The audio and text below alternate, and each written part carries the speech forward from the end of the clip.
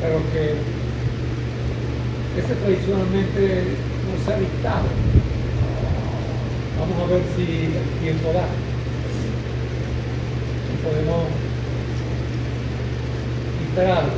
Pero ese es más que todo casi informativo, que es flujo externo. Porque los temas de aplicaciones son precisamente flujo interno. ¿Qué herramienta es esta? Ya lo discutimos el martes pasado. Un tipo de análisis distinto al diferencial y al de volumen de control finito. Ambos hacen uso de las ecuaciones de conservación. Este no hace uso de esa ecuación, hace uso de las variables que intervienen en un fenómeno específicamente de su dimensión. Se analiza la dimensión. Genera ese análisis una serie de parámetros adimensionales. ¿Qué gano con ello? Varias cosas, pero las más relevantes son: se disminuye el número de variables, transformándolas en dichos parámetros, que son adimensionales. Y a través de estos parámetros se establecen los criterios para que dos flujos sean semejantes y que por ende permitan que hagamos experimentos en un modelo y los extra o interpolemos a la realidad. Pusimos un ejemplo para mostrar qué es lo que hace el flujo alrededor de una esfera. Una geometría muy sencilla, pero que genera un flujo muy complejo. 5 variables se prevé que nos permitan establecer cómo varía la fuerza de arrastre entre el fluido y el cuerpo. Este es un flujo externo, por cierto, en función del diámetro de la esfera, que es lisa, la velocidad con la cual el flujo se acerca hacia la esfera y la densidad y la viscosidad del fluido, que se considera de propiedades constantes. ¿Qué hace el análisis dimensional? Como dije, lo transforma en una relación funcional con menos variables. De 5 se reduce a 2. Pero no es simplemente el número, sino que hay un cambio de variables. Y estas variables son adimensionales. El análisis dimensional, a diferencia del análisis diferencial o el análisis, vamos a llamarlo integral, del volumen de control finito, no me va a decir cómo es la relación. Me va a decir que la información que está en esta relación que desconozco también está en esta otra. Y como aquí hay menos variables involucradas, supuestamente debería ser más fácil establecer esa relación. Eso se presta mucho para experimentos. Vimos un gráfico que representaba esta relación para diferentes cuerpos. Específicamente las líneas llenas son o corresponden a la esfera. Nos llamó la atención cómo a cierto valor del número de Reynolds, relativamente alto, hay un cambio súbito, y justamente eso es parte de la complejidad de ese flujo que puede tener, entre tantas cosas, separación de la corriente, pero eso no significa que tenga un vacío.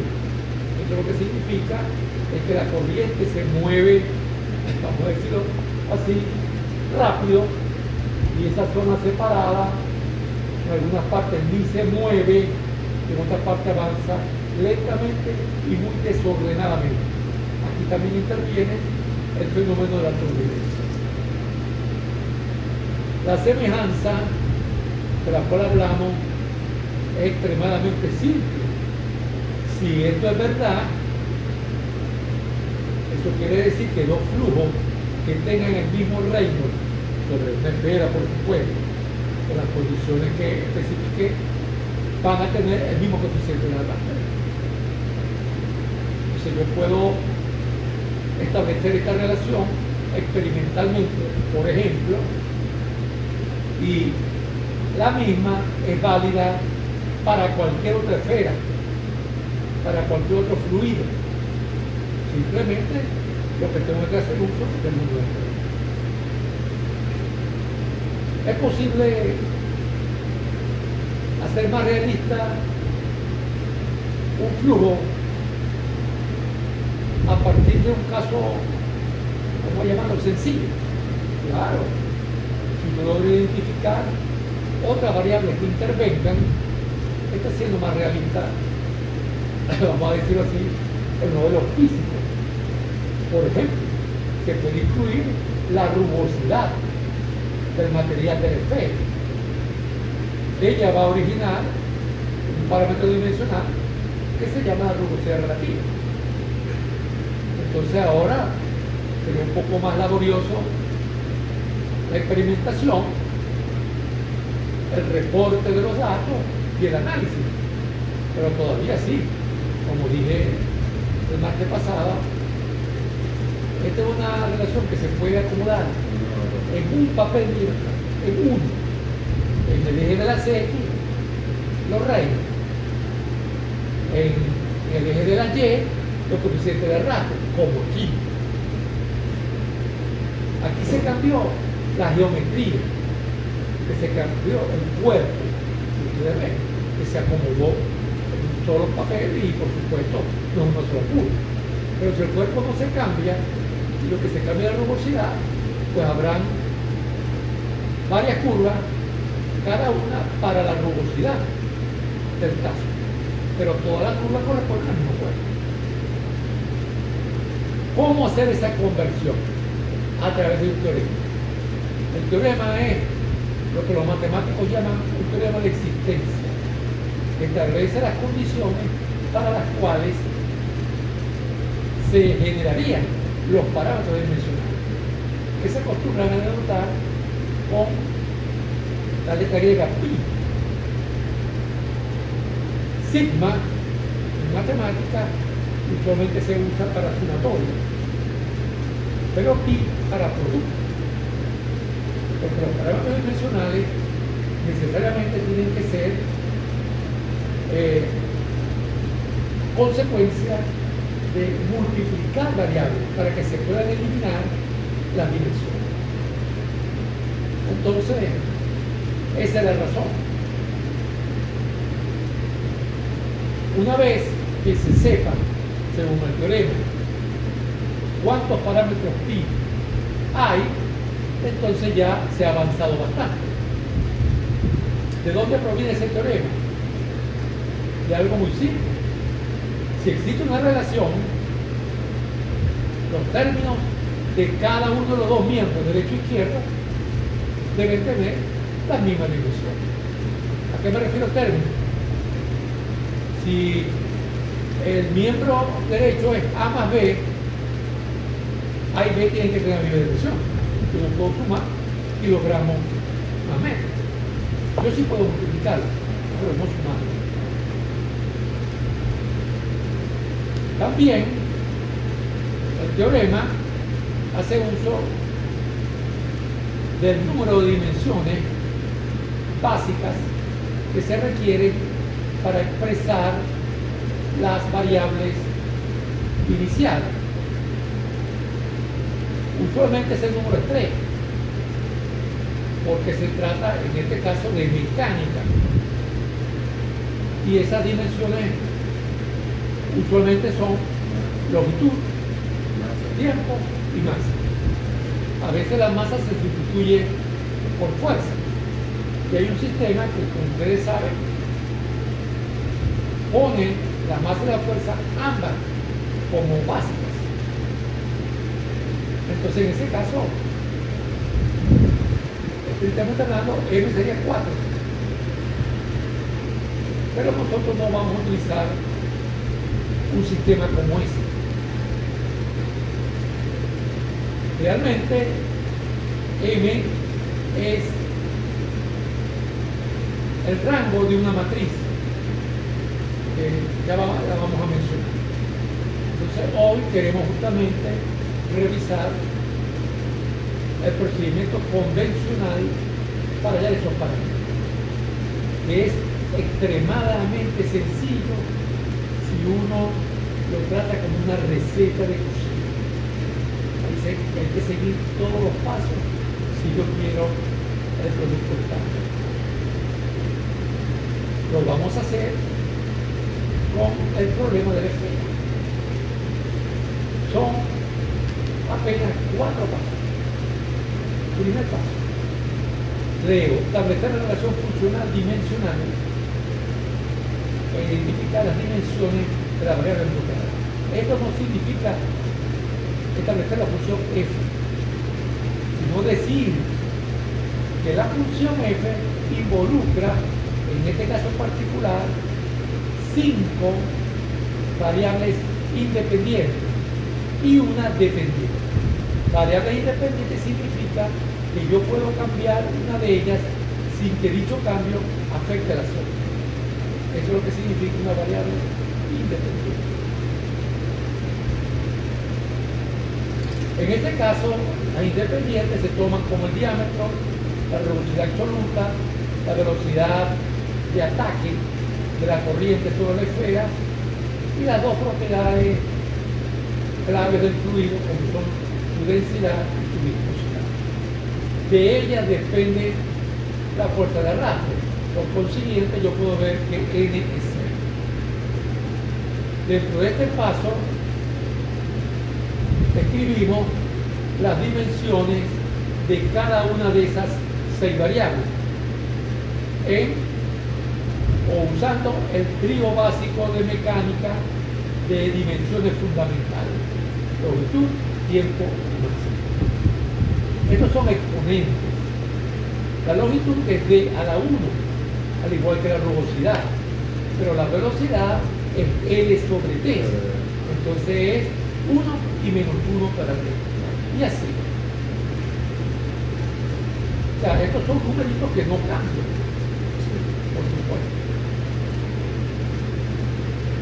Esto, como pueden ver, es una matriz de 3 filas y 5 columnas. ¿Sí? Una matriz de 3 filas y 5 columnas. ¿Qué significa el rango de la matriz? El rango de la matriz es el determinante más grande cuyo valor es diferente de 0. Entonces, no lo vamos a hacer. Hay técnicas para hallar el rango de la matriz. Pero aquí se puede conseguir un determinante con 3 filas y 3 columnas que es diferente de 0. Entonces, esa es la manera exacta, matemática, de hallar N. Como pueden ver, coincide con el número de variables fundamentales. Nosotros vamos a ver otro método alternativo que desde el principio nos insinúa prácticamente cuánto vale N. Y es fácil de verificar. Aquí vamos a ver cómo podemos verificar si nosotros no hallamos el rango y nos equivocamos. Más adelante le voy a decir dónde fallaría el asunto. Ok. ¿Qué se hace posteriormente? Segundo paso. De estas n variables se seleccionan 3 que le vamos a llamar repetitivas, porque como van a ver en el tercer paso, se repite, su uso se repite. Nosotros vamos a tratar de hallar los parámetros dimensionales usando esa repetitiva y cada una de las restantes. Por cierto, aquí me faltó escribir lo que es obvio. 6 menos 3, lo dice el teorema de Goffman, debería ser el número de parámetros pi allá. Ok. ¿Cómo me puedo yo guiar para ya esa prueba repetitiva? Ellas deben incluir todas las dimensiones básicas. No, entendamos bien, no que cada una de ellas contenga todas las dimensiones básicas, sino que entre ellas haya longitud, haya tiempo y haya distancia. Pero ¿por qué eso es necesario? Porque nosotros, como dije, vamos a combinar potencia de esas variables con cada una de las restantes. Entonces, la restante puede tener cualquier dimensión. La única manera que yo pueda hallar de esa combinación un parámetro dimensional es que en la repetitiva esté la dimensión que hay en la que no es repetitiva. ¿Me explico?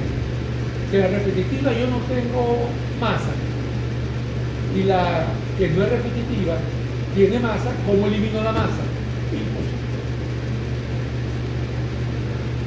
Y que entre ellas no puedan formar un parámetro dimensional. Bueno, porque justamente si entre ellas pueden formar un parámetro dimensional, ¿para qué carrizo necesito la otra? No hago nada. Bueno, eso parece un poco difícil, especialmente lo otro, lo último. Esto sí lo puede ver uno, ahora. Pero esto no es tan simple. Como ayuda, viene lo siguiente: escójase una variable dependiente que sin duda alguna sea naturaleza geométrica, otra cinemática y otra dinámica. Como pueden ver, me estoy refiriendo a estas tres cosas. Y que además, no está escrito aquí, es bueno que sean variables que las llaman características, que sean importantes, pero muy importantes. ¿Cómo puedo yo saber que sean importantes? Muy sencillo. Vamos a imaginarnos que esa variable desaparece. Vale, ¿qué le pasa al problema? Todavía existe. Por ejemplo, si yo en este problema hago el diámetro de la esfera 0, no hay ningún problema. Es una corriente que está fluyendo y no se encontró a nadie en el camino. ¿Qué fuerza de arrastre voy a calcular? Sin embargo, vamos a ver que en mecánica de los fluidos, este trillo es casi siempre más importante. Una cantidad geométrica, una velocidad y la densidad. Como ya dije, si no hay diámetro, no hay efecto. Si no hay velocidad de ataque, no hay flujo. Y si no hay densidad, ¿qué es eso? Un fluido que no tiene masa. Eso no existe. Eso no existe. Fíjense que alguien pudiera decir, argumentar, pero la viscosidad es muy importante del fluido. Los procesos mecánicos de los fluidos comienzan con viscosidad. Eso es correcto. Ciertamente. Pero uno puede preguntarle, pero mira, no se estudian los flujos. Claro que no existe, pero te dan mucha información. Entonces quiere decir que la viscosidad es importante, pero no tan importante para la existencia del problema o de un problema como la densidad.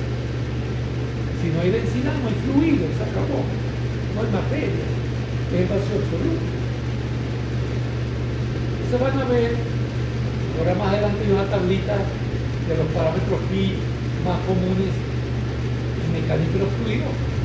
Este trío se repite y se repite y se repite. Ok. Y hacemos ahora la combinación de las m variables repetitivas, que aquí son 3, con cada una de las n menos m variables restantes, que casualidad, aquí también son 3, porque n fue 6, para formar parámetros de dimensión. Por ejemplo, aquí vamos a ver la formación del parámetro dimensional asociado con la rugosidad. Se trata de combinar la red repetitiva con la rugosidad. ¿Por qué lo pongo en forma de producto? Bueno, porque no hay otra manera de eliminar las dimensiones. ¿Y por qué le pongo exponente? Esos son los valores que yo voy a buscar para poder conseguir un parámetro dimensional. Ay, ¿por qué aquí no le pongo un exponente? Bueno, porque si tú le pones un exponente aquí y tú lo consigues los valores y te da dimensional, vamos a suponer que ese exponente sea 2. Tú le sacas la raíz cuadrada a eso, entonces el exponente de la rugosidad pasa a ser 1, pero el parámetro sigue siendo dimensional. Porque si yo tengo un parámetro dimensional y lo elevo a cualquier potencia, eso no va a ser subir dimensión. Eso es lo que va a cambiar la magnitud, pero sigue siendo dimensión. ¿Okay? Entonces, las dimensiones de esto que estoy buscando son estas. Las dimensiones de lo que acabo de escribir son estas.